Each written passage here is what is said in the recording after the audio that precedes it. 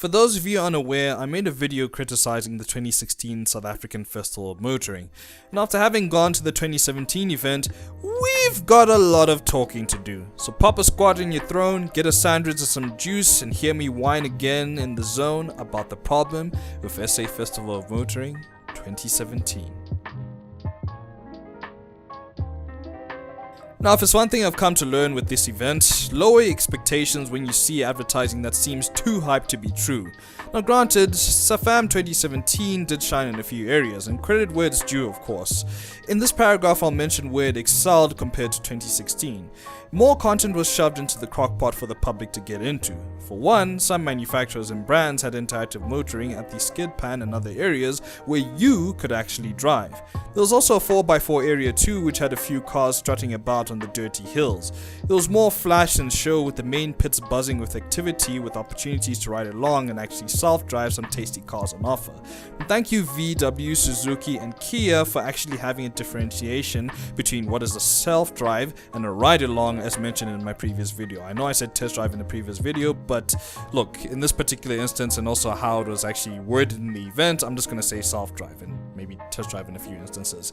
And look, if you like cars, your eyes and euphoria will be watering with joy just from looking around and just sightseeing. And if you look at the event for that aspect, then yeah, the 150 Rand price tag was okay, I guess.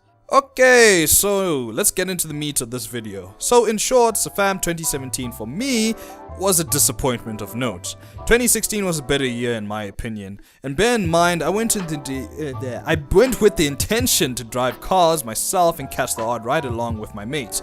Looking around and trying other stuff was on the agenda too, but not a big priority. Despite having programs for the event, which we had to pay 20 Rand for, which was stupid in and of itself, and even information booths with representatives walking around and asking the public how their time at the show was, it didn't do any justice. I don't know why, and I really don't know why the public relations people didn't just catch voice recordings of what people truly thought instead of using the typical iPads or survey sheets. These people who are behind these sheets, they're not going to go and tell the event organizers how the event was. Look, they just want to get their cash and go home at the end of the day. And also thanks to my mate for making me realize that reality, because yeah, it just came down to that. 2017 was the pinnacle of why time management and even line management is important. And why do I say this? Well, take for example VW. They offered both self-drives and ride-alongs and were clear-cut on what was on offer. Now, because VW has a rapid report in SA, you can expect queues and people chanting "frpa" in those queues. Now, you can have pleasant staff and entertainment at your pit lane while people wait in queues, but it doesn't help when the staff don't know what's going on with timing, and on top of that, not separating the lines accordingly.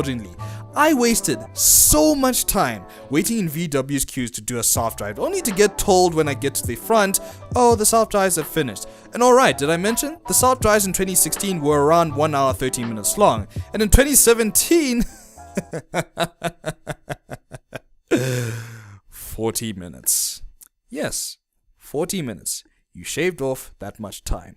And guess what? A majority of that time you'll be waiting in the queues with some manufacturers, and do you think you'll be allowed to self-drive with 2 minutes remaining on the slot because you've been queuing off the time?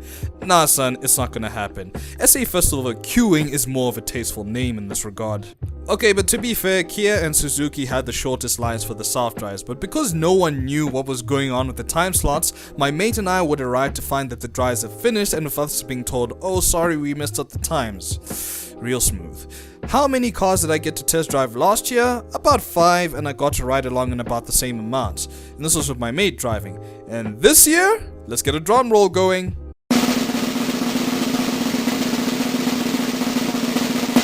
0 drives, 1 ride along. So sad. And that's predominantly because the self-drives conked out, and that pretty much sucks. Oh, and in the last video I slammed Toyota about the advertising and experiencing, I say that in air quotes, the GT86. Oh yeah, the GT86 was there and you could actually see it on track, so kudos to you Toyota. So with glee in my eyes, I asked the so pretty lady at the pit lane, could I drive the Initial D rebirth car? I was told no, and yeah, I was told no, there's just a ride along. So okay, yeah, fair enough. So I went on and asked her this. Can I experience a ride along so I could not go home with nothing? Here's what I quote. Yeah, the car's booked out fully, but you could wait if someone loses out on a turn. I'm not even gonna ramp on this.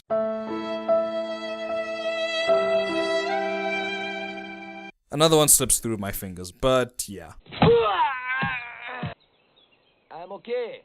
Another sad thing is that because the pits were buzzing with activity, the other areas were left barren like the skid pan except for Jaguar because people want to go drifting in an F-type. Even the 4x4 area was pretty quiet compared to the main pits, and I don't know why they didn't employ an MC on a PA system to let people know of the other events happening in the area, and let alone let manufacturers and the public know when self-drives and petitional drives are taking place. Hey guys, the self-drives are happening now. The professional one's next. At 1 o'clock. Check the skid man too.